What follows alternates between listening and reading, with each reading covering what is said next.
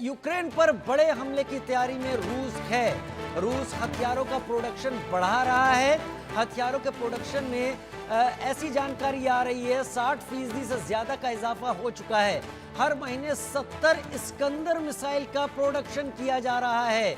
हर महीने 15 किंजल मिसाइल का प्रोडक्शन किया जा रहा है। ये दोनों हाइपरसोनिक मिसाइलें हैं, खतरनाक मिसाइलें हैं। और ऐसा भी कहा जाता है रूस के राष्ट्रपति पुतिन के हवाले से कि जब ये गिरती हैं तब सूरज जैसी रोशनी हो जाती है।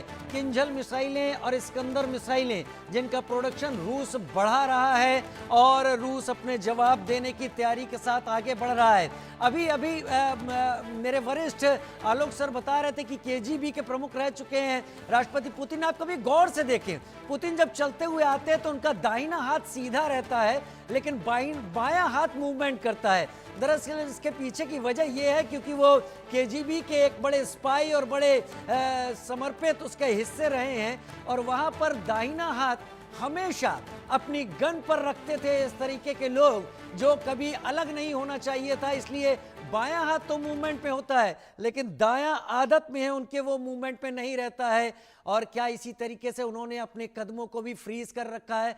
मेजर जनरल रिटायर्ड राजन कोचर भी मेरे साथ डिफेंस एक्सपर्ट के तौर पर मेरे साथ जुड़ गए हैं और विंग कमांडर प्रफुल्ल बख्शी भी मेरे साथ जुड़ गए हैं। राजन कोचर साहब, बहुत स्वागत है आपका। मैं जब आपके साथ बात करता हूं मुझे कुछ नई चीजें समझ में आती हैं जो आगे स्ट्रेटेजिकली ऐसे प्रोग्राम में बहुत काम भी आती हैं मेरे। लेकिन पद्मश्री आलोक मेहता सर, अपनी बात पूरी करें सर। मेरा वही, क्या हम अछूते रह जाएंगे अगर ये लड़ाई और ज्यादा बढ़ती है तो?